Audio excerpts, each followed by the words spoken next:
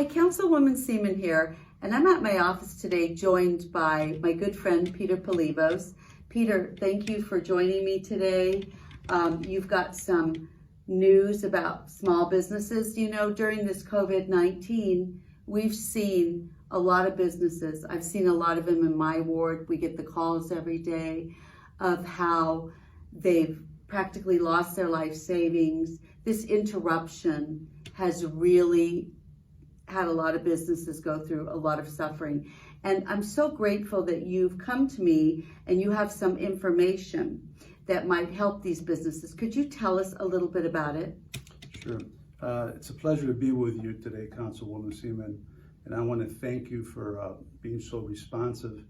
You know, the citizens in your district are very fortunate to have you as their representative, because I've known you for a long time and you really care about your constituents and especially small businesses. You're correct in indicating that small businesses are going through very difficult times. As of 2 days ago, over 100,000 businesses, small businesses, have closed up in our country. And the small businesses are the backbone of our economy because they employ about 97% of all workers in this country. And this pandemic has hurt small businesses more than regular businesses. Absolutely. They're the ones that were closed down during this pandemic. Absolutely. And what, unfortunately, a lot of these small businesses don't know their rights. Approximately 75% of all small businesses have something called business interruption insurance. In other words, their insurance policy covers them in case there's some kind of business interruption. And business interruption can occur because there was a fire or a sewer line broke, or the governor of the state ordered them closed. In this instance, on March 17, 2020, Governor Sisolak ordered many businesses to close because of the pandemic.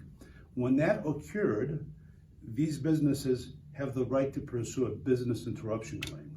And in order to do that, they have to notify their insurance company that they will make such a claim. And we have a group of 20 of the top lawyers in the country that specialize in insurance coverage and business interruption claims. And these small businesses that were significantly damaged have the right and the possibility to pursue a claim to get money damages during the time period that their business was closed. That makes total sense. And as a small business owner myself, I would not known about this if you had not brought it to my attention.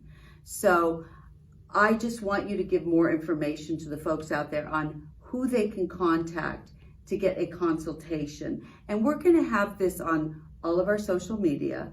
We're going to present it in a newsletter to all of our small businesses because this is so important. We have businesses that are on the verge of bankruptcy, or some have already lost their businesses, and some that can reopen, but it would be like starting over again. And so I would love for my constituents, my businesses in Ward 2, to reach out to these offices and at least get a free consultation and find out if they can recover these damages, because you're absolutely right. When the governor tells it, we've never had this in my lifetime, but when the governor says you need to shut your business, you don't have a choice. You still have to feed your family, you still have to pay your bills.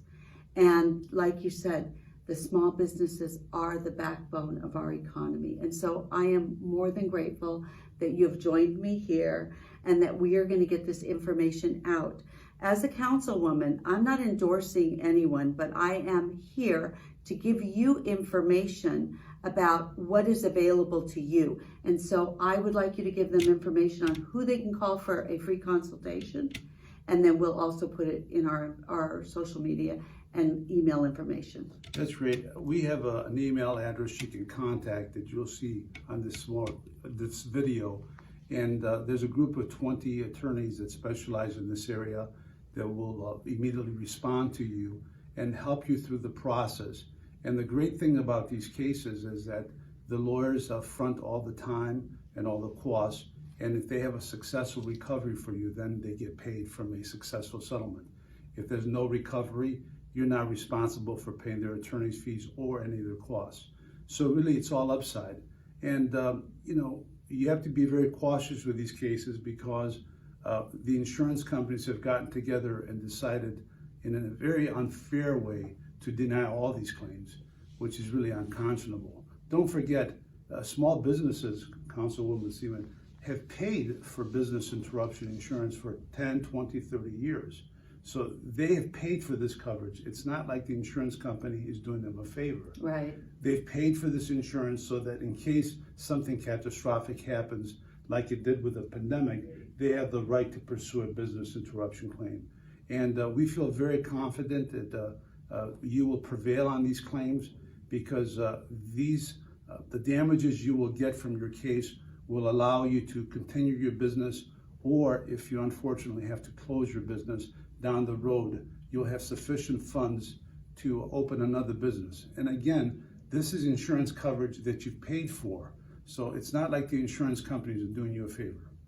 So if you have a small business out there, I hope you'll reach out and have a free consultation because as Mr. Polivo said, you paid for this insurance. So I hope that you can somehow recover your damages. Thank you for joining me. Thank you.